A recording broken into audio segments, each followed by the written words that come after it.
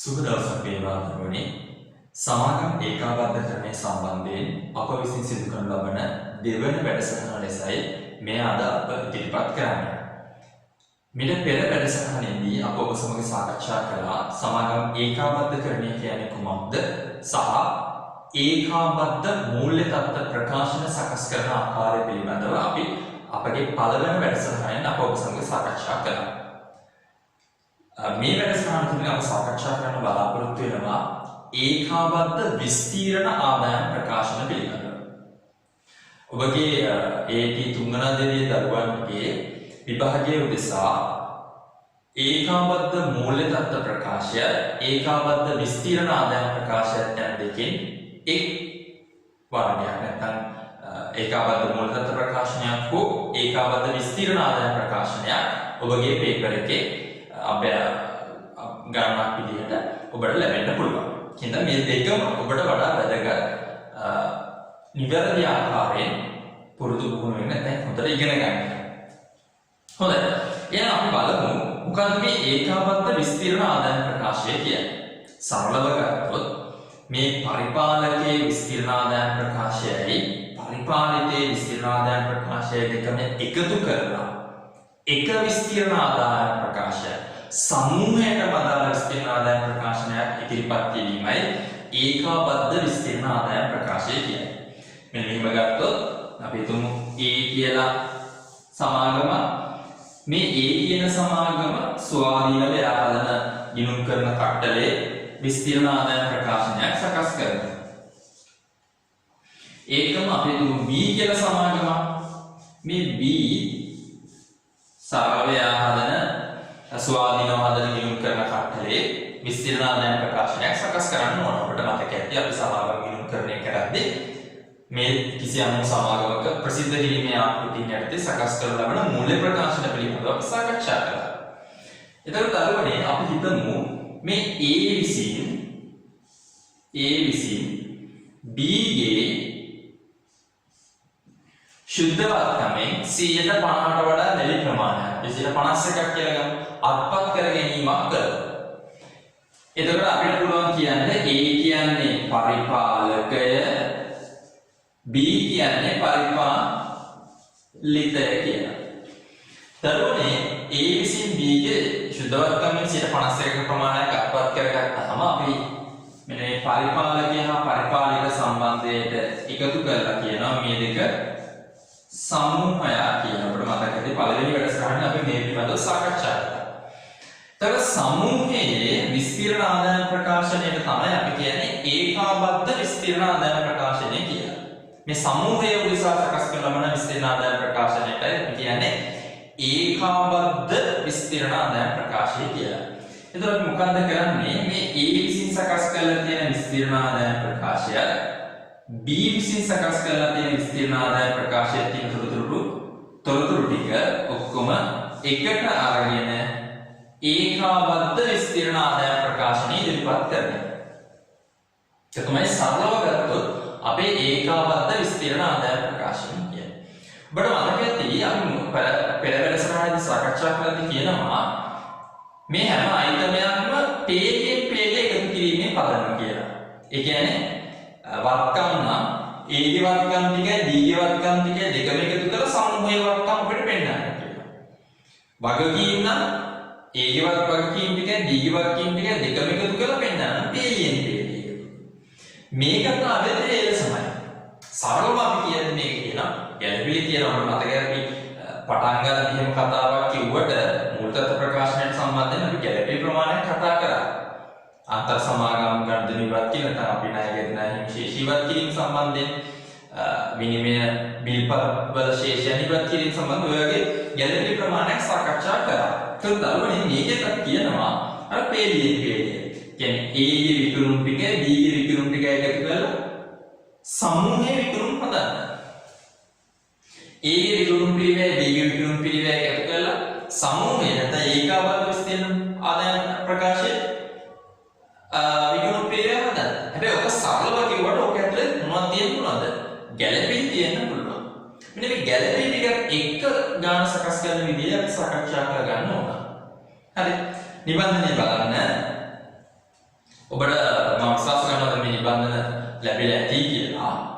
ඒකාබද්ධ විස්තීර්ණ ආදායම් ප්‍රකාශය සැකසීමේදී පරිපාලක හා පරිපාලිතයේ ආදායම් හා වියදම් පේලියෙන් පේලියට එකතු කළ යුතුය. මම මේ කියපු දේ. මේ දෙකට පේලියෙන් පේලිය එකතු කරලා සමූහයේ නැත්නම් ඒකාබද්ධ විස්තීර්ණ ආදායම් ප්‍රකාශය හදන්න. එසේම පරිපාලිතය සම්පූර්ණ පරිපාලකයට අයත් වූ විට පරිපාලිතයේ එම කාල පරිච්ඡේදයේ ලාභයද පරිපාලකයන් සමාගමට හා මෙයා මොකද කියන්නේ එතන 100% අත්පත් කිරීම A විසින් B ගේ ශුද්ධ වර්ගයෙන් 100% අත්පත් කරගෙන ඉන්නවා නම් B ගේ මුළු ලාභය මොකක්දයි කියන්නේ ඒටයි. හරි පැහැදිලි කතාව. පරිපාලකයෙක් විසින් පරිපාලිතයේ සියලුම ශුද්ධ වර්ගම් ප්‍රමාණය අත්පත් කරගෙන ඉන්නවා නම් පරිපාලිතයේ සම්පූර්ණම ඒ වර්ග කාල පරිච්ඡේදය දාලා ශුද්ධ ලාභය අයිතිය කාට දෙන්නේ? ඒටයි. හැබැයි මෙහෙම හිතන්න. පරිපාලකයෙක් විසින් අත්පත් කරගෙන ඉන්නේ 51යි නම් 51යි නම් B ගේ ශුද්ධ ලාභයේ පරිපාලකයට අයත් වෙන්නේ කොච්චරද? ආයෙ කියනවා A ගේ A විසින් නැත්නම් A කියන්නේ පරිපාලකයේ විසින් පරිපාලිතයේ ශුද්ධවත්කමෙන් අත්පත් කරගෙන ඉන්නේ 51යි නම් B ගේ ශුද්ධ ලාභයෙන් කොච්චරයිද පරිපාලකයට අයත් වෙන්න ඕන? 51ක් විතරයි. ඉතුරු 149 කාටද අයිති වෙන්නේ? පාලනයට යට නොවන හිමිකම්. ඔබට මතක ඇති පාලනයට නොවන හිමිකම පෙර වැඩසටහනේදී කියතා කළා. හරි. පරිපාලකයේ පරිපාලකයේ සම්පූර්ණයෙන්ම අයත් නොවන විට ඉහත පරිදි ලාභය සම්පූර්ණයෙන් පරිපාලකයට වෙන් කරන්න හැකියි. එහි සෑම ආදායමකින්ම හා වියදමකින්ම පාලනයට යටත් නොවන අයිති ඉවත් කළ යුතුය. ඔය සාමාන්‍ය තියරිය අපි කියන්නේ. ඒකාබද්ධ ආදායම් ප්‍රකාශය සැකසීමේදී මුළු ආදායම හා වියදම එකතු කර සාමාන්‍ය පරිදි සකස් කොට පරිපාලිතයේ බදු පසු ලාභයෙන් පාලනයට අයත් නොවන අයිති එකවර ඉවත් කරන ලැබේ. බදු පසු ලාභයෙන් B ගේ බදු පසු ශුද්ධ ලාභයෙන් ප්‍රමාණය නැත්නම් ශුද්ධ ලාභයෙන් පාලනයට අයත් නොවන හිමිකම අයින් කරන්න පුළුවන් අපිට. හරි. අපි සරලව ගමු. මේ සරල උදාහරණ තමයි අභ්‍යාස දෙකක් තියෙනවා. හරියට සරල දෙකක්. අභ්‍යාසංක 9 H සමාගම සීමා සහිත සීමිත S සමාගමේ සාමාන්‍ය කොටස් ප්‍රාග්ධනය 100%ක් වුණ 100%ක් කරන් තියෙනවා. 2012 4 එක දින අත්පත් කරගෙන ඇති අතර 2013 3 31 දින අවසන් වර්ෂයේ සැකසූ විස්තර ආදායම් ප්‍රකාශනයන් හා පහත දැක්කේ ඔබ විසින් විස්තර ආදායම් ප්‍රකාශ සකස් කරන්න කියලා කියන්නේ. හරි. අන සරලම විදිහට මේක කතා කරන්න නම් තියෙන්නේ. හරි. අරම කියන්නේ මොකද්ද? හැම වෙලෙම අපිට කතා වෙන්නේ ඒකාබද්ධ විස්තීර්ණ ඒකාබද්ධ මූල්‍ය ප්‍රකාශනයක් සකස් කරන පේලියෙන් පේලිය එකතු කිරීමේ පාඩම. දැන් මේ කතාව කිසිම ගැළපීලක් අපිට සාකච්ඡා කරන්නේ නැහැ. මේ කිසිම ගැළපීලක් නැත සරලම ගානක් මේ. හරි. එහෙනම් පේලියෙන් පේලිය විකුණුම් කොච්චරක් තියනවද? HK 1250යි SK 1000යි. ඔන්න දෙකේ එකතුව. කීයද? 2250යි. හරි. විකුණු බඩුවල පිරිවැය 650යි 575යි. දෙකේ එකතුව 1225යි. හරි. 1225යි. එතකොට දරලාභය අපිට 1025යි. හරි. වෙනත් ආදායම් 25 ධන 50 75යි. 1100යි. බෙදා හැරීමේ වියදම් මේ බලන්න සරලයි. 210යි. පරිපාලන වියදම්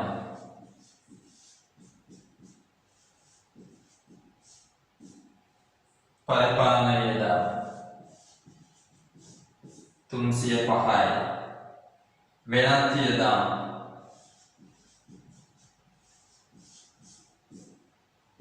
45යි. මූල්‍ය වියදම් 10 ධන 15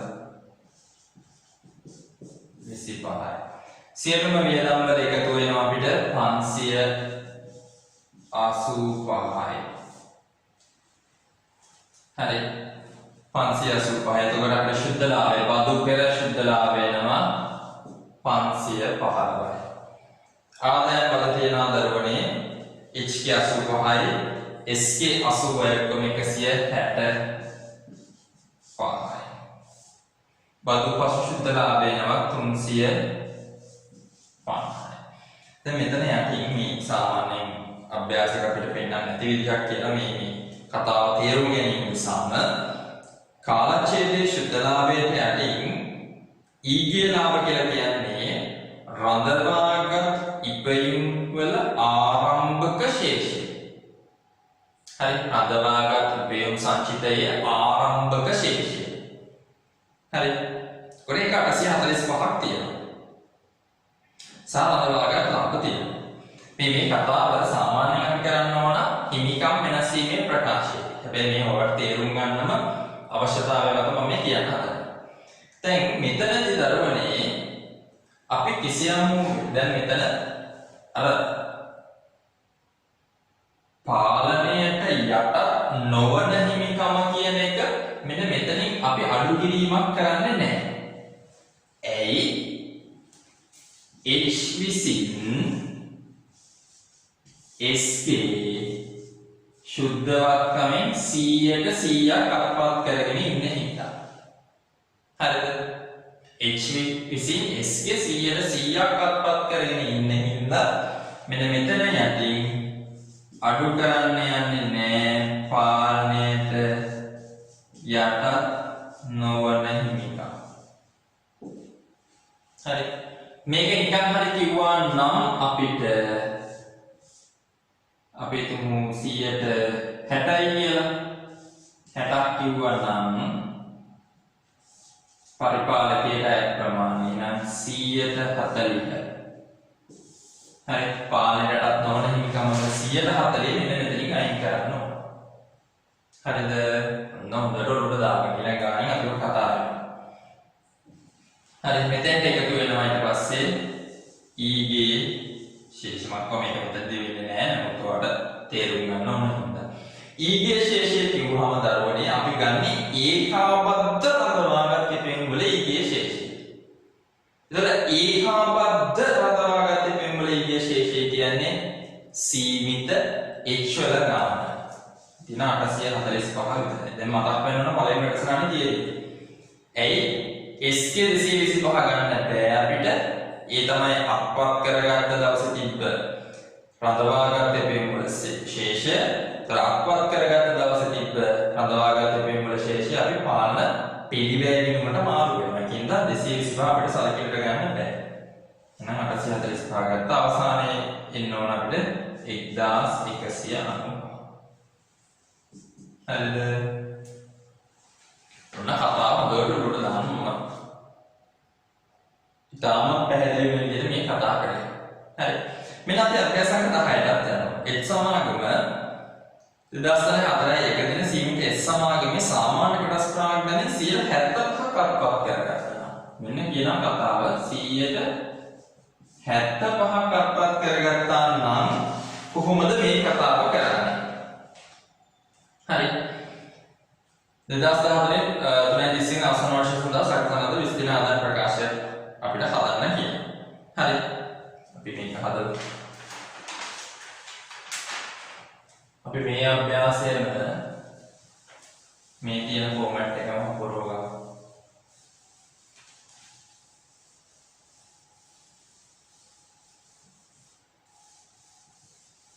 හරි විකුණු බඩු වල පිළිවෙල විකුණු කොච්චරද 1,25,000යි 90,000යි 1,25,000යි 2,15,000යි. හරි විකුණු බඩුවල පිළිවෙල 60000යි 40000යි කියන්නේ ලක්ෂයයි. එතකොට දරණා වෙනවා 1,15,000යි. හරි. වෙනත් ආදායම් තියෙනවා 5,000යි 3,000යි කියන්නේ 8,000යි. එතකොට 1,23,000යි. හරි. බෙදා ගැනීමේ වියදම් 12,000යි ධන 8,000යි. ඒ කියන්නේ 20,000යි. පරිපාලන වියදම් 18,000යි 18,000යි. ඒ කියන්නේ 36,000යි. මූල්‍ය වියදම් වෙනත් වියදම් නැහැ. මූල්‍ය වියදම් තියෙනවා 6,000යි 2,000යි. ඒ කියන්නේ 8,000යි. මූල්‍ය වියදම් වල එකතු වෙනවා දරුවනේ 64,000ක්. බදු පෙර ශුද්ධ ලාභය එතකොට හැදෙන්න ඕන. බදු පෙර ශුද්ධ ලාභය හැදෙන්න ඕන 59,000ක්. හරි. ආදායම් බදු වෙන්න ඕන 9,000යි 5,000යි කියන්නේ 14,000ක්. බදු පසු ශුද්ධ ලාභය 45. ඔන්න අර පෙර වැඩසටහන පෙර අභ්‍යාසයට එක වෙනස් වෙන තැන. H විසින් S ගේ අත්පත් කර ගැනීම ශුද්ධ වර්ගයෙන් අත්පත් කර ගැනීම 75යි. H විසින් S ගේ ශුද්ධ වර්ගයෙන් අත්පත් කරගෙන 75යි. එහෙනම් පාලනයට යටත් නොවන හිමිකම් කීයද? 125යි. මෙන්න පාලනයෙන් යටත් නොවන හිමිකම්. එතකොට ඔය 125 යනවා පාලනයට යටත් නොවන හිමිකම් ගිණුමට. හරි. එතකොට දරුවනේ හොඳට බලන්න S ගේ කාලච්ඡේදයේ ලාභය කොච්චර? බදු පශුද්ධ ලාභය කොච්චරද කියලා බලන්න. කාගේද? S ගේ පරිපාලිතයේ කාලච්ඡේදයේ බදු පශුද්ධ ලාභය කීයද බලන්න. කීයද? 20,000යි. හරි. 20,000 වැඩි කරන්න 125යි. හරි. 20,000 වැඩි කරන්න 125යි. ඔන්න එනවා අපිට පාලනයට යට නොවන හිමිකම්. හරි. කායික පරිපාලිතයේ බදු පශුද්ධ ලාභයෙන් පාලනයට යටත් නොවන හිමිකමේ ප්‍රතිශතය වැඩි කරා. වැඩි කරාම එනවා අපිට පාලනයට යටත් නොවන හිමිකම්.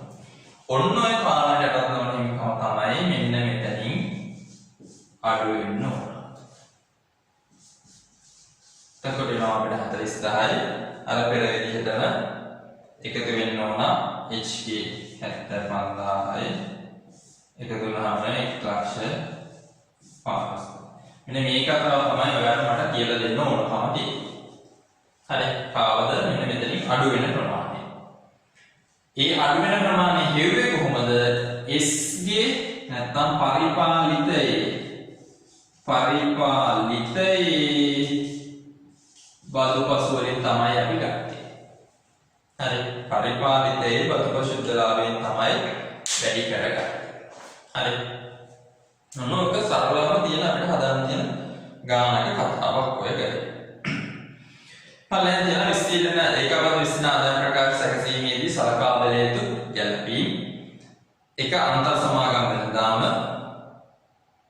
අන්තර්ගත තුන ඇති විය හැකි උපලබ්ධ නොවූ ලාභ සහ අනිකුත් අන්තර් ආදායම් ආවිය.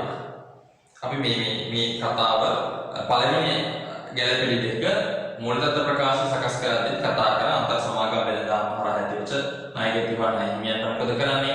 විනිමය බිල්පත් වලට මොකද කරන්නේ? ජංගම ගිණුම් වලට මොකද කරන්නේ? සහ ණය ගිණුම් ශේෂ වලට මොකද කරන්නේ කියන කතාව පළවෙනි වැඩසටහනේ මූලතත්ත්ව ප්‍රකාශනය උදෙසා සිදු කරන ගැළපෙළිවලදී අපි කතා කරා. හරි. අන්තර් සමාගම් වෙනදාම පරිපාලකය හා පරිපාලිත සමාගම් දෙකක් ලෙස සලකා වෙන්වෙන් වශයෙන් සිදු කළ අන්තර් වෙනදාම ඒකාබද්ධ වීමේදී හිලව් කළ යුතුය. මේ පැහැදිලිව කියන්නේ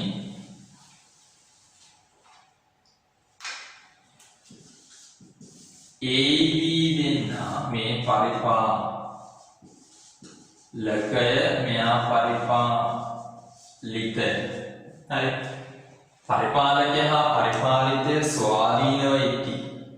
හරි මේ දෙන්න මේ ශුද්ධවක්කම අත්පත් කරගත්තා කියන කාරණේ පැත්තකින් කිව්වොත් පරිපාලකයා පරිපාලිතය කියන සම්බන්ධය නැති වුණොත් ඒ දෙන ස්වාධීනව ගන්න වෙන්න පුළුවන්. කියන්නේ A විසින් B ට බඩු විකුණන්නත් පුළුවන්. B විසින් A ට බඩු විකුණන්නත් පුළුවන්. හරි. එතකොට A විසින් B ට බඩු විකුණන්නේ ලාභ තියන් විකුණේ B විසින් A ට බඩු විකුණෙද්දී ලාභ තියාගෙන විකුණන්න පුළුවන්. ඒක A විසින් B ට බඩු විකුණද්දී ඒක A ට විකුණු. ගන්න කෙනාට ඒක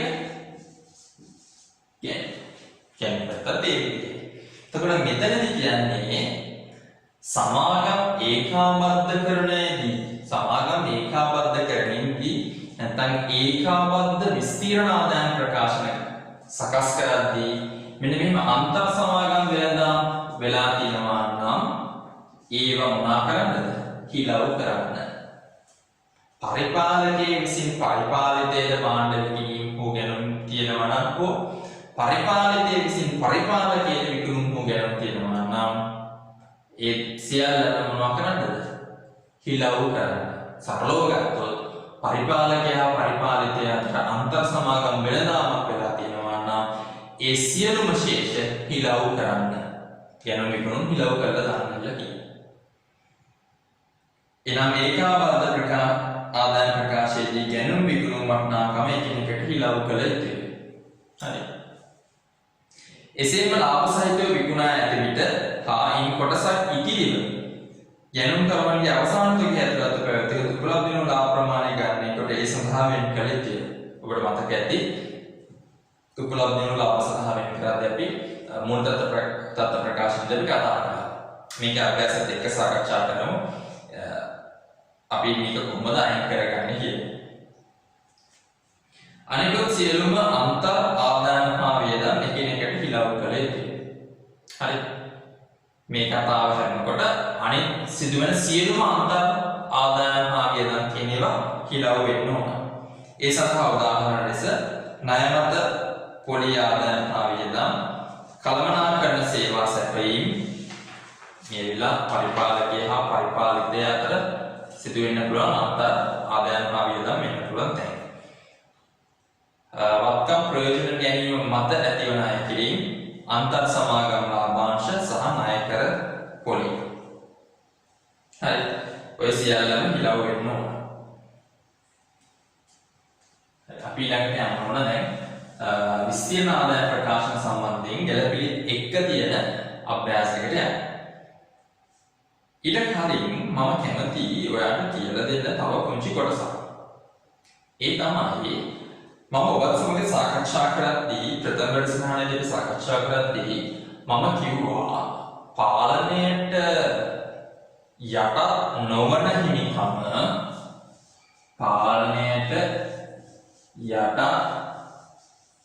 නොවන හිමිකම කියන එක ගණනය කරන්න අපිට ක්‍රම දෙකක් තියෙනවා කියලා. පාලනයට යටත් නොවන හිමිකම ගණනය කරන්න අපිට ක්‍රම දෙකක් තියෙනවා. එකක් අපි කිව්වා ආංශික පොත්තගේ මත. ආංශික පොත්තගේ මත. හරි. ආංශික පොත්තගේ අපි මතක ඇති ශුද්ධ වක්කමෙන් ප්‍රතිශතය අරගෙන තමයි අපි ගත්තේ. ඒ තමයි පොත්තගේ. දෙවැනි ක්‍රමය තමයි දරුවනේ සාධාරණ අගය මත. සාධාරණ අගය මත. හරි. ක්‍රම දෙකක්.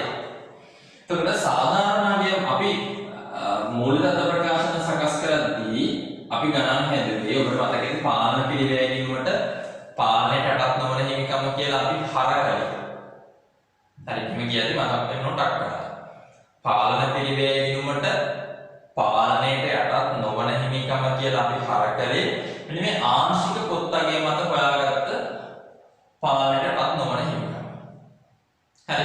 මම මේ දැන් කියලා දෙන්න යන්නේ පාලන පිළිවෙල ගිණුමට හර කරන්න පාලනයටපත් නොවන හිමිකම හර කරද්දී ඒ අගය හොයාගන්න අපිට කිව්වොත් සාධාරණ අගය මත. අර අභ්‍යාසය කියනවා මේක සාධාරණ අගයට හොයන්න මේක ආංශික පොත් අගයට හොයන්න. එතකොට සාධාරණ අගයට හොයන්න කියලා කිව්වොත් අපි කොහොමද හොයන්නේ කියන කාරණේ මේ කියලා දෙන්න හදන්නේ. හරි. ඒක මම කියලා දෙන්න කැමතියි මේ අභ්‍යාසංක 11. අභ්‍යාසංක 11 හදන්න තියෙන මුල් තත්ත්ව ප්‍රකාශය. මුල් තත්ත්ව ප්‍රකාශයක් හදන්න තියෙන්නේ. ඒක මීට පෙර වැඩසටහනත් එක්ක ඔබ සකස් කළ යුතු අභ්‍යාසයක්. හැබැයි මම මේකේ අභ්‍යාසංක 11 දී මුල් තියෙන විස්තරෙත් එක්ක අරගෙන මේ සාමාන්‍ය අගයට පාලනයටපත් නොවන හිමිකම් හොයන්නේ කොහොමද කියලා දෙනවා. හරි. විශේෂයෙන් මේක මතක තියාගන්න බොහෝ අභ්‍යාසවල වගේ පේපර්ස් වල බොහෝ අභ්‍යාසවල ඉන්නේ මේ සාධාරණ අගය මත සකස් කරන්න කියන කාරණේත් එක්ක. සීමාසහිත හැමිල්ටන් සමාගම විසින් සීමාසහිත ශමිලා පොදු සමාගමේ සාමාන්‍ය කොටස් 40,04,000 වන කොටස් ප්‍රාගණයෙන් සිට 80 2004 එකදින අත්පත් කර ගන්නා ලදී. එතෙන් සිට කිසිදු අලුත් කොටස් නිකුත් කිරීමක් සිදු වී නැති බව උපකල්පනය කරන්න. 2009 අප්‍රේල් 1 දිනට සීමා සහිත ශමිලා පොදු සමාගමේ හඳුනාගත ශුද්ධවත්කම් වල සාධාරණ වටිනාකම් 5060ක් විය දහස් වලින් කිව්වොත් අත්පත් කර ගන්න ලදී පැවති හඳුනාගත ශුද්ධවත්කම් වල සාධාරණ වටිනාකම් හා එම වත්කම් වල පොත්තරය අතර කිසියම් වෙනසක් වේ නම් මේ ඉඩමේ අකානික ඉඩමේගේ වෙනස් වන කියන කතාවක් තියෙනවා. හරි. මම එක ඉන්නම් දෙන්නත් මෙන්න මේ කතාව අපි බලමු. හරි. දැන් මේක අපිට බැලුවොත් ඔය අභ්‍යාසංක 11 දී අපිට ඊළඟව හදන්න ඒකාබද්ධ කිරීම මත කීර්ති නාමය ගන්නය කරා. හරි. සරලයි මම අලුත් ක්‍රමයක් කියලා දෙනවට වඩා අපි මීට කලින් ඉගෙන ගත්ත ක්‍රමයෙන් අපි බැලුවොත් අපි කීර්ති නාමය කියුවේ පාලන පිළිවෙල ගිණුම මත. හරි. ඔක ස්ටේට්මන්ට් එකක් විදිහට පළවෙනි තරම් හදන්න පුළුවන්. ඊට අර ඒ හොඳයි අපි ඉගෙන ගත්ත ක්‍රමෙම ඒ ඉස්සරහට ගමු. පාලන පිළිවෙල ගිණුම මත. හරි. මම අපි සකස් කරනවා පාලන පිළිවෙල. පාලන පිළිවෙල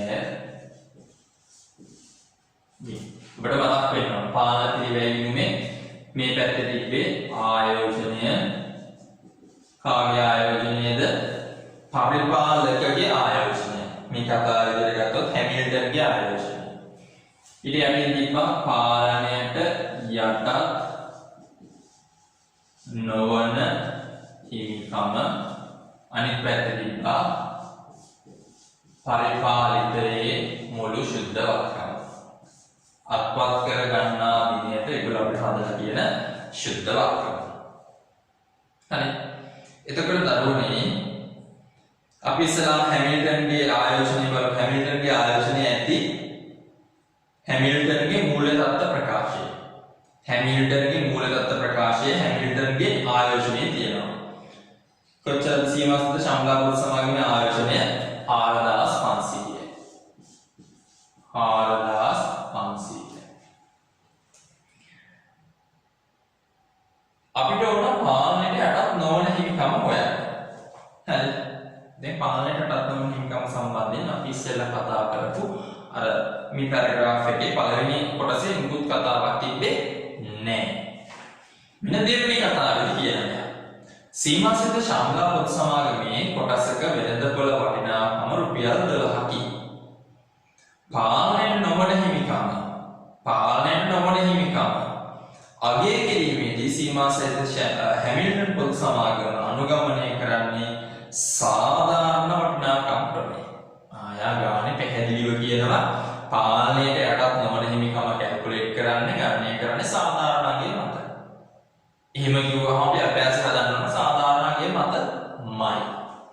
එහෙනම් මෙන්න හොඳට බලන්න. පාලනයට යටත් නොවන හිමිකම. හරි.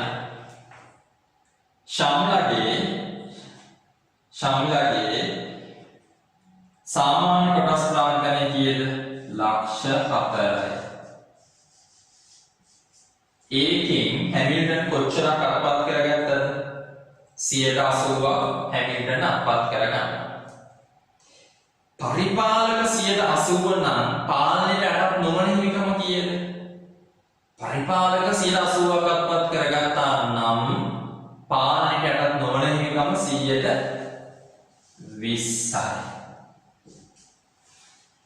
හරි. වැඩි කරනවා දරුවනේ කොටසක වෙළඳපොළ වටිනාකම. කොටස් ගණන වැඩි කරා පාලනයට අටත් නොවන හිමිකමෙන් වැඩි කරා කොටසක වෙළඳපොළ වටිනාකම. හරි. ගණකයන්ට භාවිතා කරලා වැඩි කරලා බලන්න. ඔයාට එනවා 9,60,000ක්. හරි. මේ අභ්‍යාසයේ කතා වෙන්නේ දහස් වලින් හින්දා අපි දාන දහස් වලින් 960. හරි. මේක ආයෙ හොඳට මතක තියාගන්න. කොටස් ගණන වැඩි කරා කොටස් වල අපේ පාලනයටත් නොවන හිමිකමේ ප්‍රතිශතය වැඩි කරා කොටසක වෙළඳපොළ අගය. කොටසක වෙළඳපොළ අගය. හරි. අභ්‍යාසයේ කියනවා මේකම කියනවා හඳුනාගත හැකි ශුද්ධවත්කම වල සාධාරණ වටිනාකම 5060 කියනවා. හරි 5060 කියනවා. එතකොට බලන්න කීර්ති නාම එනවා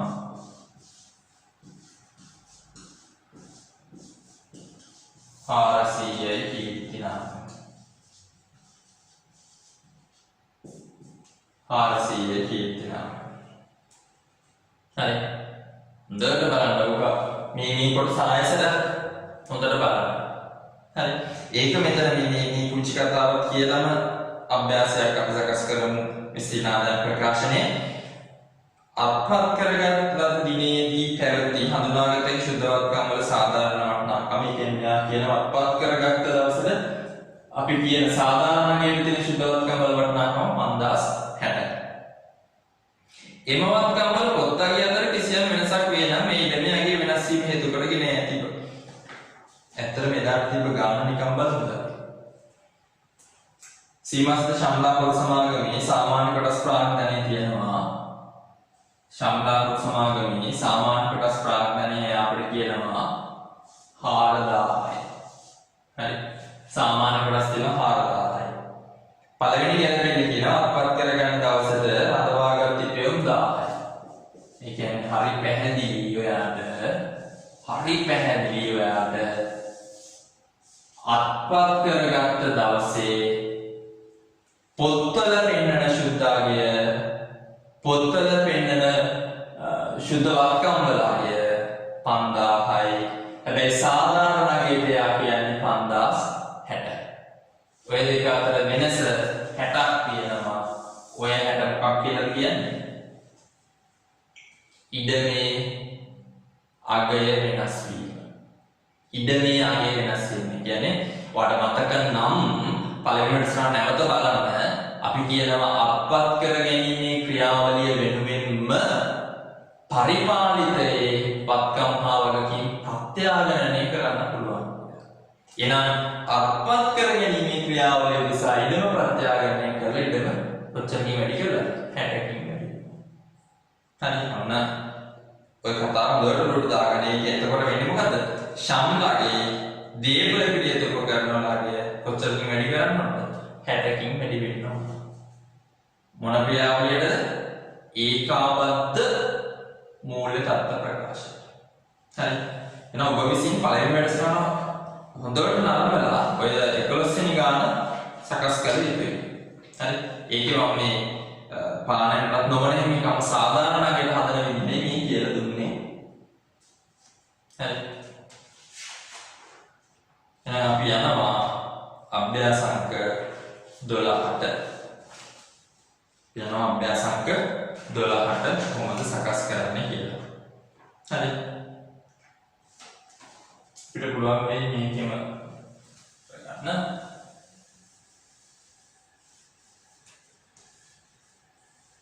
අභ්‍යාසංක 12. පළවෙනි වැඩේ වෙනවන දරුවනි හොඳට ගාන කියව ගන්න ඕන. හරි. ගාන හොඳට කියවලා අපි ගාන හදන්න ගන්න. අපිට මෙහෙම කියලා කතාවක් කියලා මෙන්න මෙහෙම විස්තීර්ණ ආදායම් ප්‍රකාශන දෙක තියෙනවා අපිට දීලා සහ අපේ ඉල්ලන ඒකාබද්ධ කිරීම මත කීර්ති නාමයාගරණය කිරීම සහ විස්තීර්ණ ඒකාබද්ධ විස්තීර්ණ ආදායම් ප්‍රකාශනය ගණනය කරන්න කියලා කියනවා. හරි. ඒකෙන් අපි සකස් කරගන්නවා පාලන පිරිවැය ගිණුමක් හදනවා. 2013 අප්‍රේල් 1 දින සීමාසිත පාරාපුත් සමාගම සීමාසිත සාරා සමාගමේ ස්කන්ධ කොටස් ප්‍රාග්ධනය 80ක් වන සුවක් මිලියන 20කට අත්පත් කරගත්තේය. හරි. ඔන්න අපිට කතාව පටන් ගන්න ඉඳන්ම කරගෙන යන්න පුළුවන්. ආයෝජනය කියල මිලියන 20ක්. ඒ කියන්නේ දහස් වලින් ගත්තොත් 20000ක්. හරි. මිලියන 20ක් කියොත් අපිට 20000ක් ආයෝජනය. අත්පත් කරගන්නට සීමාසිත සාරා සමාගමේ හඳුනාගත් හැකි ශුද්ධවත්කම් වල සාධාරණ අගය මිලියන 22ක් වූ අතර එනම් ශුද්ධවත්කමක් කියනවා අපිට සාරයේ ශුද්ධවත්කම මිලියන 22යි. 22000යි. අතර 2013 අප්‍රේල් 1 දිනට අත්පත් කරගන්න දවසට පාලනය නොවන හිමිකමේ සාධාරණ අගය මිලියන 5ක්. අපිට කැල්කියුලේෂන් මොකුත් හදන්න දෙයක් නැහැ. අභ්‍යාසයෙන්ම කියනවා පාලනයට යටත් නොවන හිමිකමේ සාධාරණ අගය මිලියන 5යි කියලා. හරි ලේසි. එහෙනම් පාලනයට යට නොවන හිමිකම මිලියන 5යි.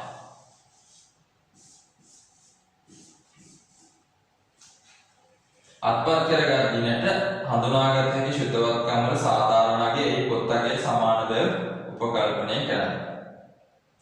හරි. එහෙනම් කීර්ති නාමය කීයද?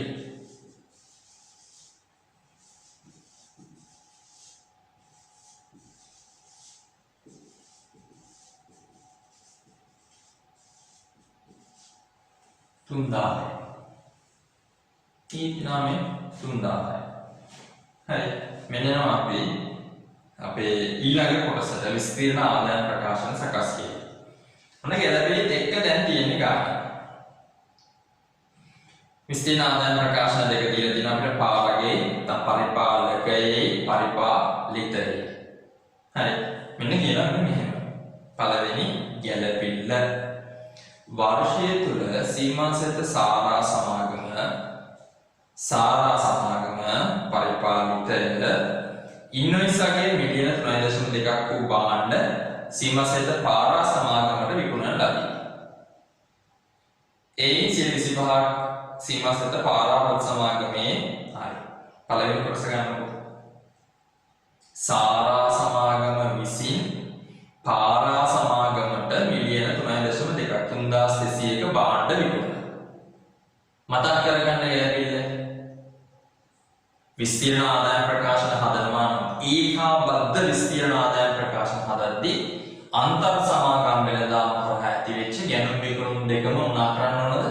හිලව් වෙන්න ඕන. ඒ කියන්නේ මෙතනින් කතාව හරිය පැහැදිලි වෙනවා. සාරගේ විකුණුම් වලින් 3200ක් අඩු වෙන්න ඕන. පාරගේ විකුණුම් පිරිවැයෙන් 3200ක් අඩු වෙන්න ඕන. හරි. එතකොට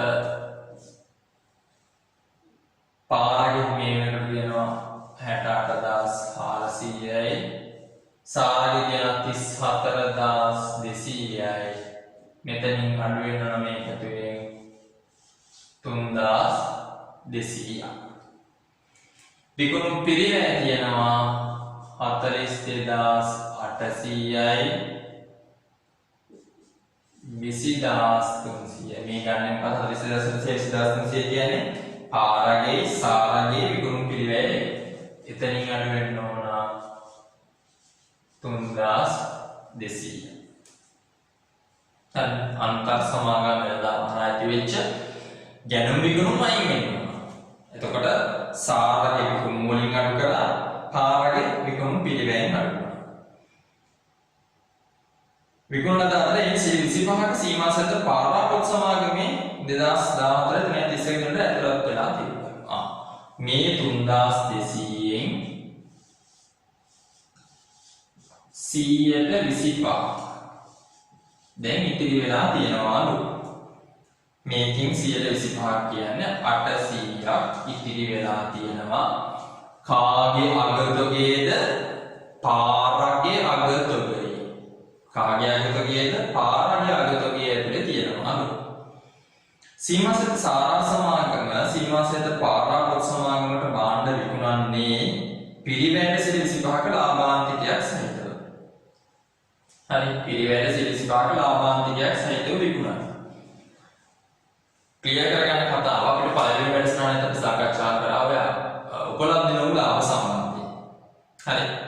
දෙන්න වෙන වෙනම ඉඳලා ඔය කතාව කරගත්තා නම් අපේ ප්‍රශ්නයක් නැහැ. ඒ එක්කෙනෙකුට ගන්න මේකෙනෙකුට විකුණන. හැබැයි මේ දෙන්න එකතු වෙද්දී හරි මේ දෙන්න එක පවුලක් විදිහට අපි පෙන්නන්න යනකොට ඔය ලාභ සහිතව විකුණලා ඉතිරි වෙච්ච තොගයක් තියෙනවා නම් ඔය ඉතිරි වෙන්නේ නැතොක ඕක එළියට දික් කරනවා අපිට ප්‍රශ්නයක් නැහැ. හැබැයි ඕක විකුණන්න නැතුව ඉතිරි වෙච්ච කොටසක් තියෙනවා නම් අනේ එතනදී මොකද වෙන්නේ? අර ඉතිරි තොගය ඇතුලේ උපලබ්ධි නොවු ලාභය තියෙනවා. හම්බ වෙච්ච නැති ලාභය තියෙනවා. එයි ඔය ලාභය හම්බුණා කියලා විතර සාර හදාගෙන ඉන්නවා. දැන් ඇත්තටම හම්බ වෙලා නැහැ. එහෙනම් ඒක අයින් කරන්න ඕන. හරි. අබ්බලු මේකේ උපලබ්ධි නොවු ලාභය කොච්චරද කියලා.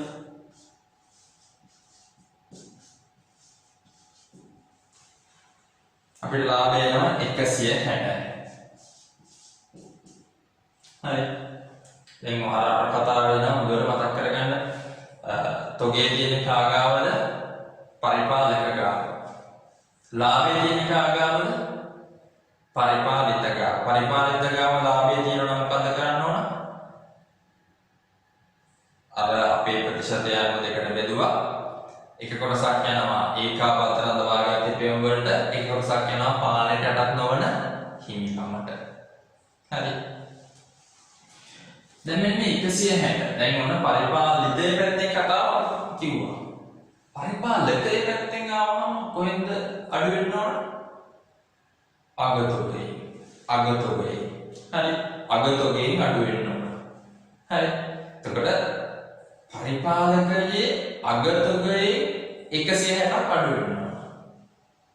හරි. පරිපාලිතයේ අගතොගයෙන් 160ක් අඩු වෙද්දී විකුණුම් පිළිවෙල වැඩි වෙයිද අඩු වෙයිද? අගතොගය 160ක් අඩු වෙද්දී විකුණුම් පිළිවෙල වැඩි වෙයිද අඩු වෙයිද? අගතොගය 160ක් අඩු වෙද්දී විකුණුම් පිළිවෙල ඒ අඩු කරන ගාන අඩු වෙද්දී විකුණුම් පිළිවෙල නිකම්ම වැඩි වෙනවා. එහෙනම් 160ක් විකුණුම් පිළිවෙලට මොනවා වෙනවද? එකතු වෙනවා. ඔන්න ඔය කතාව හොඳට පොළෙන් කල්පනා කරලා දාන්න කතාව. සීමාසිත පාරාපොත් සමාගමේ අනිකුත් ආදායම් පහත පරිදි වේ. පාරගේ අනිකුත් ආදායම් තියෙනවලු. පාරගේ අනිකුත් ආදායම් 1400යි. බලන්න පාරගේ විස්තීර්ණ ආදායම් ප්‍රකාශයේ වෙනත් ආදායම් කියලා 1400ක් තියෙනවා. මෙයා මොකද කරන්නේ? මේ 1400 විශ්ලේෂණය කළා වෙන මෙන්න මේවා තියෙන්නේ කියලා. මොනවද තියෙන්නේ? වර්ෂය සඳහා සීමාසිත සාරා සමාගමෙන් ලැබූ කළමනාකරණ ගාස්තු. කළමනාකරණ ගාස්තු හම්බුනේ කාගෙන්ද? සාරගේ. අපි කියනවා අන්තර් සමාගම් ගනුදෙනුවක් කරහා වෙච්ච ආදායමක් හෝ වියදමක් තියෙනවා නම් කිලව් කරන්න. එහෙනම් ඒක තියෙන විදිහ නෑ. වර්ෂය තුළ හරි කළමනාකරණ ගාස්තු ගැන තව කතාවක් කියන්න ඕන අපිට. මොකද්ද? ඔය 1400ක් අඩු වෙනවා. හරි. ඒ පාලන පැත්තේ සාරට කළමනාකරණ ගාස්තුව මොකද්ද? සාරට කළමනාකරණ ගාස්තුව මොකක්ද? එයාගේ පරිපාලන වියදම. එහෙනම් පරිපාලන වියදම් දෙකේ එකතුව බලන්න 8200 දාන්න. 4300 එතනින් අඩු වෙනවා කීයක්ද? 600ක්. එතනින් අඩු වෙන්න ඕන 600ක්. වර්ෂය තුළ සීමා සහිත සාරා සමාගමේ ලැබූ අතුරු ලාභාංශ. ලාභාංශ ලැබීමුත් අයින් වෙනවා. ලාභාංශ ලැබීම මේ අපේ වෙන තරකට ගැලපෙන්න දෙයක් නෑ. ඒක ගැලපෙන්න ඕන කොහෙද? ඒකාබද්ධ විස්තීර්ණ ආදායම නැත්නම් සාරගේ හිමිකම් වෙනසීම ප්‍රකාශන තමයි ගැලපෙලා හැදෙනවා. සුළුම අයිතම වෙකිනීම 300යි කියන්නේ ඒ 300 අපිට ගන්න පුළුවන්. නම් වෙනත් ආදායම් කියලා පාරක් ගන්න පුළුවන් 300යි 600 සහ 500 අපිට ගන්න බෑ. ඔය මේ ඇවිල්ලා මේ පරණ පසුගිය විභාග ප්‍රශ්න පත්‍රය. කියන ඔබගේ ස්කීම් එක නැත්නම් මේ 2020 25 කියන සිලබස් චේන්ජ් එකේ ඉස්සර තිබ්බ පේපර් එකේ ගන්න. හරි. එහෙනම් ඔන්නොච්චරයක් දාන්න තියෙන්නේ. අපි බලමු එක තුන් දෙක කොහොමද හැදෙන්නේ කියලා. හරි. අපි උඩ විස්තීර්ණ ආදාය ප්‍රකාශනයේ තිබ්බ දේවල් ටික එකතු කරගමු. බෙදා හැරීමේ වියදම් 6400 ධන 3800යි සහ වෙනත් වියදම් මේ මූල්‍ය වියදම් වෙනත් වියදම් නැහැ. මූල්‍ය වියදම් තියෙන දරුවනේ 2200යි 600යි. හරි. අපි 68400 දැන් 34200 දැන් ඍණ 3200 කියන්නේ 99400යි. විකුණුම් පිරිවැය 42800 දැන් 20300 අඩු කරා 3200ක් සහ එකතු කරලා 160ක් එතකොට අපිට එනවා 60060ක්. දරණාමය එතකොට එනවා 39340ක්. වෙනත් ආදායම් කුත් තිබෙන්නේ නැහැ. එතකොට 300යි 39640. බෙදා හැරීම වියදම් දෙක එකතු වෙනවා 10200යි. පරිපාලන වියදම් වල එකතු වෙනවා 8200 දැන් 4300 ඍණ 600 11900යි. මූල්‍ය වියදම් වෙනවා 2800.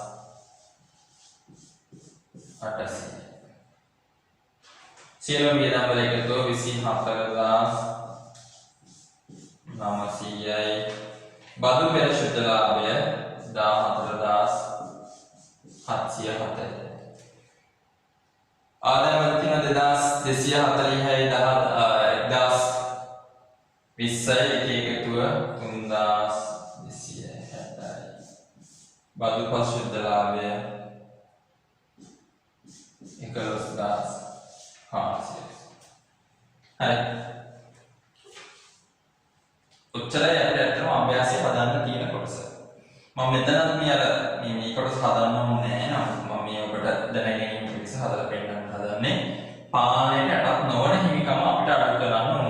මේක අඩු කරන්න ඇත්තටම මේක ඇත්තටම හැදෙන්නේ හිමිකම් වෙනසීමේ ප්‍රකාශය. හරි.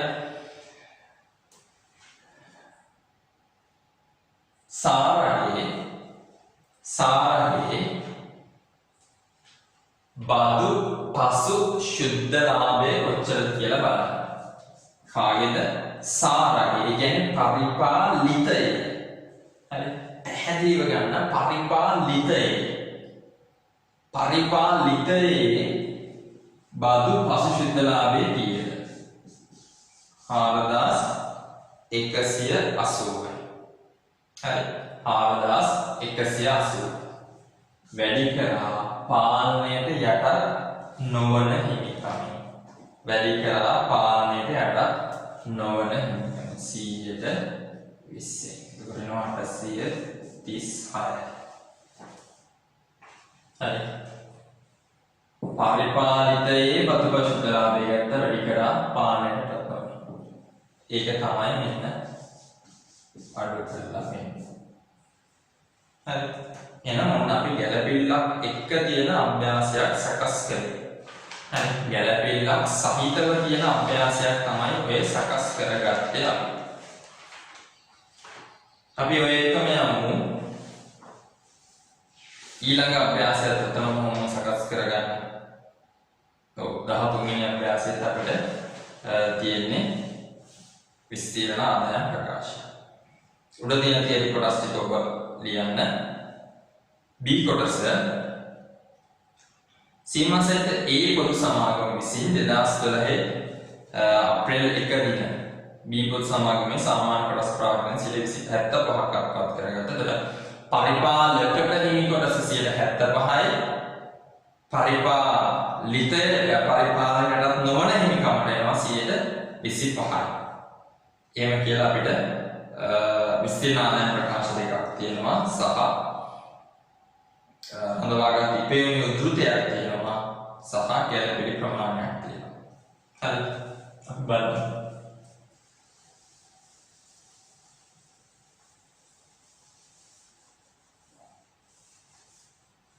බලමු ඒ අභ්‍යාසය මේ ගැළපිලි එක්ක කොහොමද සකස් කරන්නේ කියලා.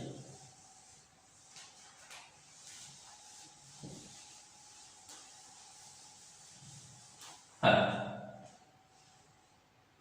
අපෙන් ඉල්ලනවා ඒකාබද්ධ විස්තීර්ණ ආදායම් ප්‍රකාශය ඕන කියලා කියනවා.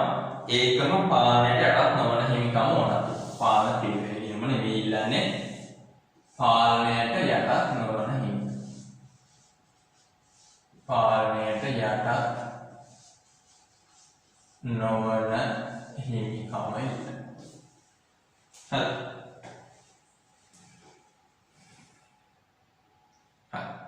අපි ඉස්සරහම පටන් ගන්නවා පළවෙනි ගැළපෙන්න. අත්පත් කරගත් දින පහ සඳහන් ශේෂයන් සීමාසහිත B පොදු සමාගමේ පොත්වල පෙන්වුම් කෙරිනි. ඒ තමයි ප්‍රකාශක ප්‍රාග්ධන 425යි පොදු සංචිතය 75යි සහ එතකොට ඉලක්කය එකතු වෙනවා දරුවනේ 500යි සහ B පොදු සමාගමේ අත්පත් කරගත්ත දවසට රඳවාගත් ඉපයුම් තියෙනවා 220ක්. එයි නියම දෙන්නේ අපිට. ඔන්න දැන් ඔබට කල්පනා කරන්න ඕන. ඔබ කල්පනා කරන්න. එයි මේ ආරම්භක ශේෂ අත්පත් කරගත්ත දවස් ශේෂ දෙන්නේ උනාට මේ විස්තීර්ණ ආදායම් ප්‍රකාශනයක් හදද්දී නෑ අපිට හදන්න කියන පාලනයට අටත් නොවන හිමිකම. ඔබට මතක නම් පාලන පිළිවෙලින් මහර සුද්ධවත්කම් බලාගය පාලන පිළිවෙලින් මහර පාලනයට අටත් නොවන හිමිකම් ගිනුම බැරවෙන්නේ. හරි. පාලන පිළිවෙලින් මහර පාලනයට අටත් නොවන හිමිකම් ගිනුම බැරවෙන්නේ. එහෙනම් අත්පත් කරගත්ත දවසට අපිට තියෙන ශුද්ධවත්කමේ ප්‍රමාණය බලන්න. කීයද? 425යි සාමාන්‍ය කොටස්. පොදු සංචිතය 75යි. ඒකම රඳවාගත් ඉපයුම් වල ආරම්භක ශේෂය 220යි. ඔක්කොම 720යි. 720ට 100ට කොච්චරද? 125ක් බලන්න. හරි. 720ට 125ක් බලන්න. ඔන්න එතකොට ඒ ඔයාට හරි ලස්සනට පැහැදිලි වෙයි පාලනයට යටත් නොවන හිමිකම. ආරම්භයේ තියෙන ශුද්ධවත්කමේ පාලනයට යටත් නොවන හිමිකම කොච්චරද කියලා. ඒ ගාන තමයි පාලන පිළිවෙලින් මහර පාලනයට යටත් නොවන හිමිකම බැලවෙන්නේ. එතකොට මෙතන වැඩි කරාම එනවා ඔයාට 180. නම් පාලන පිළිවෙලින් මහර පාලනයට යටත් නොවන හිමිකම් ගිණුම බෑ. හරි. ඔන්න ඒකටයි පළවෙනි ගැළපිල්ල අපිට දීලා තියෙන්නේ. ඊළඟට සීමාසහිත B පොදු සමාගමේ පොත් ලැබීමේ ගාස්තු වශයෙන් සීමාසහිත A පොදු සමාගමට 80ක් ගෙවුවා. B පොදු සමාගමේ පොත් ලැබීමේ ගාස්තු වශයෙන් A පොදු සමාගමට 80ක් ගෙවලා. දහස් වලින් කිව්වා. එතකොට මේක A ගේ කොහෙද තියෙන්න පුළුවන්ද? A ගේ වෙනත් ආදායම් ඇතුලේ මේක තියෙන්න පුළුවන්. ආයෝජන ආදායම් වෙනත් ආදායම් දෙකක් තියෙනවා. හරි. අපි මොනක දෙක එකට අරගෙන හදමු. ඔක වෙනත් ආදායම් ඇතුලේ තියෙන්න පුළුවන්. B ගේ කොහෙද තියෙන්න පුළුවන්ද? B ගේ පරිපාලන වියදම් ඇතුලේ ඔක තියෙන්න පුළුවන්. හරි. මොකද්ද මේ කියන්නේ? A ගේ වෙනත් ආදායම් ඇතුලේ ඔක තියෙන්න පුළුවන්. වෙනත් ආදායම් තියෙනවා දරුවනේ 168යි ධන 85යි. හරි. ඕකෙන් අඩු වෙන කරන්නලු 80ක්. කාගේ 80ද මේ අඩු වෙන්නේ?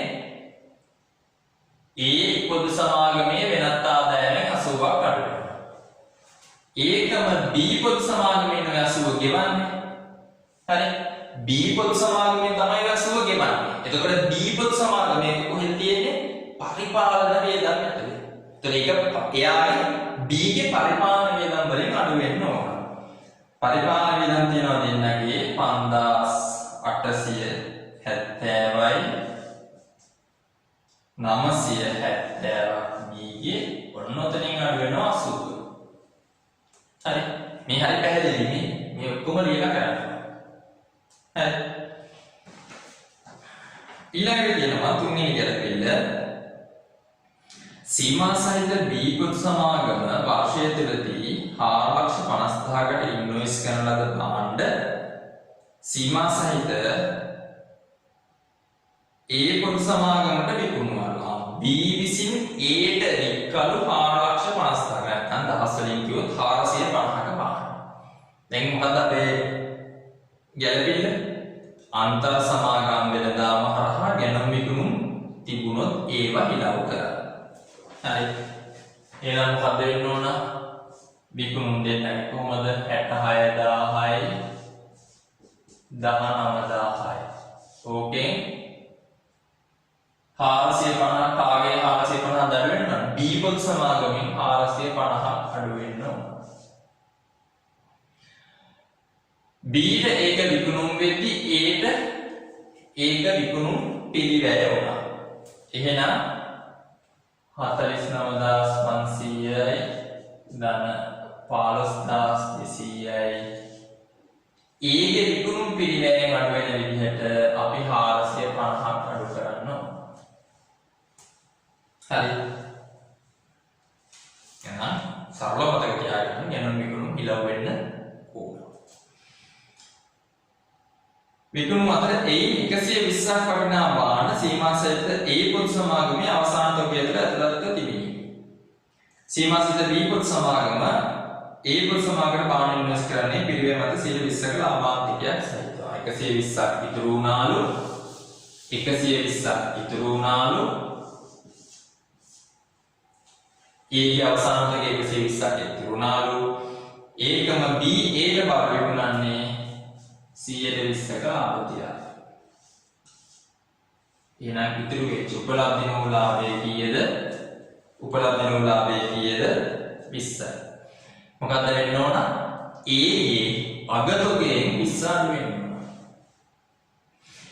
A ගේ අගතොගයෙන් 20 අඩු වෙද්දී අගතොගයෙන් 20 අඩු වෙද්දී විකුණුම් පිළිවෙල වැඩි වෙන්න ඕන. එහෙනම් විකුණුම් පිළිවෙල එකතු කරලා 20. හරි. විකුණුම් පිළිවෙල එකතු කළා 20. හරි. එතකොට පරිපාලක ගාව තොගේ තිබ්බේ තොගයෙන් අඩු කරා උපලබ්ධ නොවු ලාභය. ලාභෙ තිබ්බේ කාගාවද? ලාභෙ තිබ්බේ පරිපාලිතයේ ගාව. අපිට මෙයා හදන්න කියන හින්දා මේ වැඩේ කරන්න ඕන. ලාභෙ තිබ්බේ පරිපාලිතයේ ගාව හින්දා මේක බෙදා ගන්න ඕන 175ටයි 25යි අගේදී. ඒ මෙයා හදන්න කියනනේ අපිට.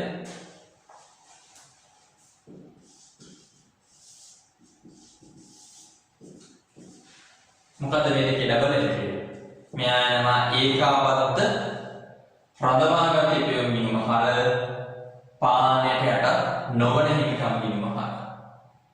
ඒකාබද්ධ රඳවාගත යුතු මිනිම හර පානයට යට නොවන හිමිකම හර.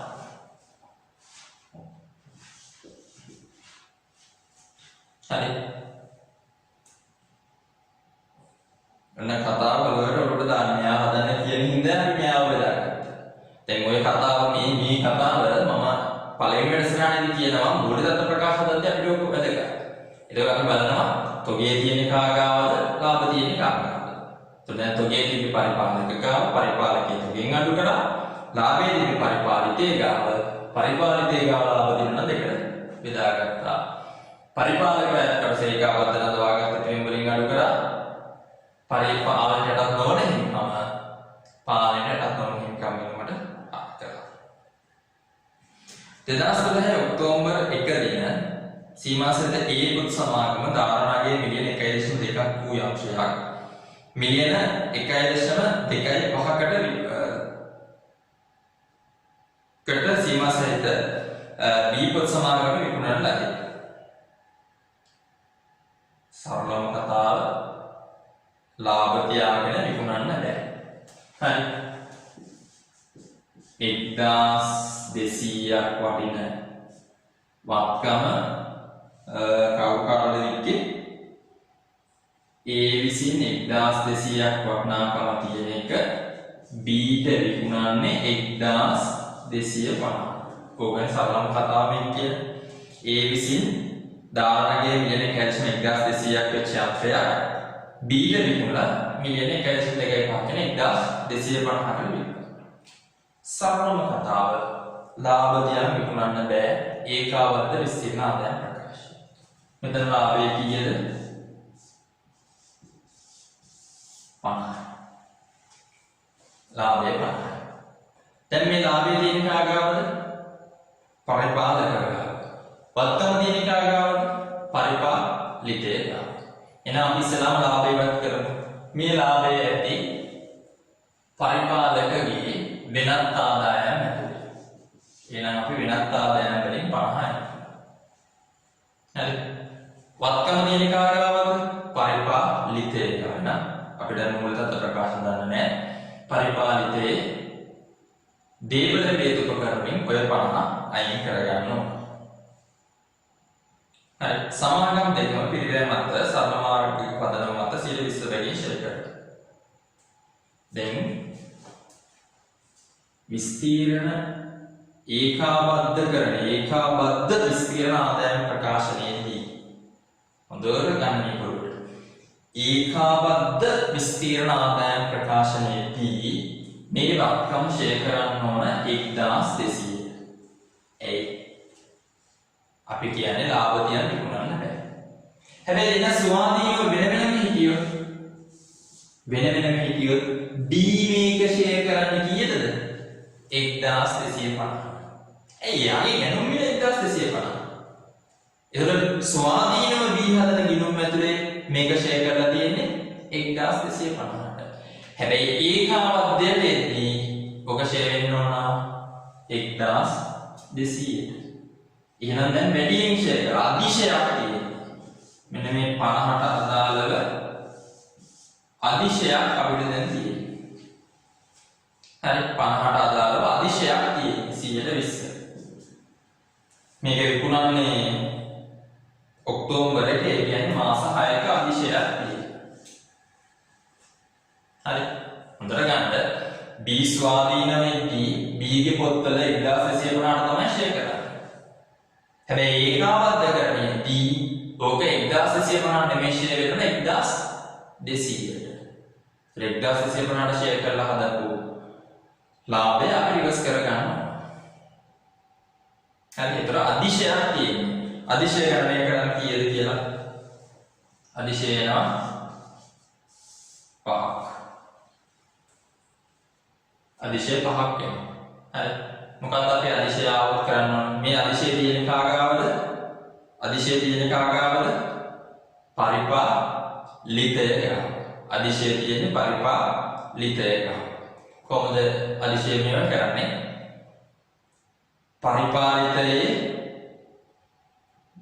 පරිපාලිතයේ ෂෙයා කිරීමේ ගිණුම හර පරිපාලිතයේ අදාළ ෂෙයා ගිණුම බෑ. පරිපාලිතයේ ෂෙයා කිරීමේ ගිණුම හර ෂෙයා කිරීමේ ගිණුම හර ෂෙයා ගිණුම බෑ. මේ මොකක්ද තියෙන්නේ? අදිශය. පරිපාලිතයේ ෂෙයා කිරීමේ ගිණුම හර ෂෙයා ගිණුම බෑ. ෂෙයා ගිණුම බැර වෙනවා කියලා කියන්නේ ෂෙයා නැත්නම් වියදම කඩු වෙනවා කියන්නේ. උතර මේක ඇතරම පරිපාලන වියදමක් නේ. එහෙනම් පරිපාලිතයේ නැත්නම් අපේ B ගේ පරිපාලන වියදම් වලින් B ගේ පරිපාලන වියදම් වලින් අඩු කර ගන්නවා.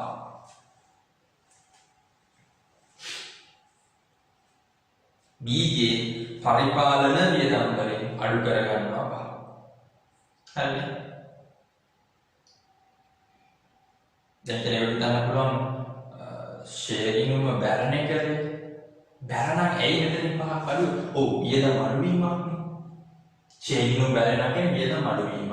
මේ වියදම් අඩු කරනවා. හරිද? පස්වෙනි ගැළපෙල්ල 2013 ජනවාරි 1 දින සීමා සහිත B පොත් සමාගමේ ලාභය දාගෙන 120ක ලාභාංශය අතුරු ලාභාංශ හිලව කරලා දාන්න. හැබැයි නිකම්ම හිලව කරලා දාන්න බෑ. නිකම්ම හිලව කරලා දාන්න බෑ. ඇයි බැරි? B ගෙවන අතුරු ලාභාංශය ඒට මොකක් වෙනවද? ආයෝජන ආදායම. සරලම කතාව. B ගෙවන අතුරු ලාභාංශය ඒට ආයෝජන ආදායම. එහෙනම්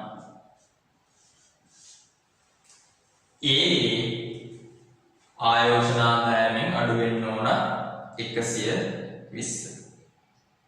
අපවත් කරගත් දිනේදී සීමා සහිත B පොත් සමාගමේ හඳුනාගත් ක්ෂේත්‍රවත්කම් වල සාධාරණ වේ සමාන වේ උපකල්පනය කරන්නලු. අපි ඉක්මනට දාගමු. විකුණුම් ටික අපි දැම්මා. විකුණුම් පිළිවෙලක් දැම්මා. ආයෝජන ආදායම දාගත්තේ නැහැ. අපි වෙනත් ආදායමකට දෙන්න ගමු. 350යි 160යි බෙදා හැරීමේ වියදම් තියෙනවා දරුවනේ 6400 ධන 1200 පරිපාලන වියදම් 5770 ධන 970 ඉතින් 80ක් සහ 5ක් අඩු වෙන්න ඕන වෙනත් වියදම් තියෙනවා 1030 ධන 420ක් මූල්‍ය වියදම් තියෙනවා 1460 ධන 110යි ආදායම 700ක් සහ 417ක් කියලා අපි බලමු එකතු කොහොමද කියලා 66 ධන 19000 ඍණ 450 84550යි විකුණුම් පිළිවෙල 49500 ධන 15200 ඍණ 450 ධන 20 64270යි අර්ධදරලා වෙනවද බලන්න 20280ක් වෙනත් ආදායම මම ආයෝජන ආදායම සහ වෙනත් ආදායම කියන දෙකම එකතු කරලා අරගෙන ගත්තාම 513ක් 703යි බෙදා හැරීමේ වියදම් 7600යි පරිපාලන වියදම් 6755යි වෙනත් වියදම් 1450යි සහ මූල්‍ය වියදම් 1570යි සියලු වියදම් වල එකතුව 17370යි 75යි බදු පෙර ශුද්ධ ලාභය 3418යි ආදායම් බදු 1117යි බදු පසු 2301යි ඔන්න මේකේ තව කතාව අපිට කියන්න පුළුවන් මොකද්ද පාලනයට නොවන හිමිකම B ගේ 928යි මේ 928ට කීයද බලන්න 125ක් බලලා අඩු කරන්න.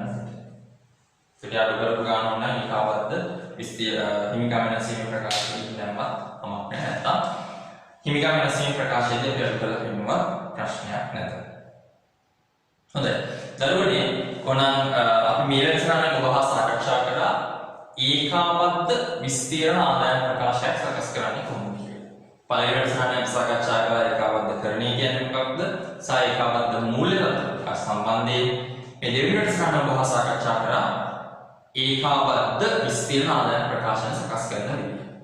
අපි බලාපොරොත්තු වෙනවා මේකේ ඊළඟ වැඩසටහන විදිහට පසුගිය විභාග ප්‍රශ්න පත්‍ර කීපයක් තෝරාගෙන ඒවාහි පැමිණි ඒකාබද්ධ මූලදත්ත ප්‍රකාශන හා ඒකාබද්ධ විස්තීර්ණ ආදායම් ප්‍රකාශන පිළිබඳව ඔබ හා සාකච්ඡා කරන්න.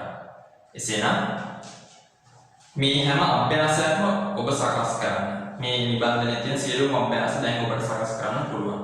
ඒ සියල්ල ඔබ සකස් කරන්න. සකස් කොට ඒකාබද්ධ විස්තීර්ණ ආදායම් ප්‍රකාශන සහ ඒකාබද්ධ මූලදත්ත ප්‍රකාශන සකස් කිරීමට හොඳට අභ්‍යාස සකස් කිරීම හැකි වෙන ලෙස ඔබගේ දැනුම වර්ධනය කරගන්න. එසේනම් ඔබ සැමට සුබ දායක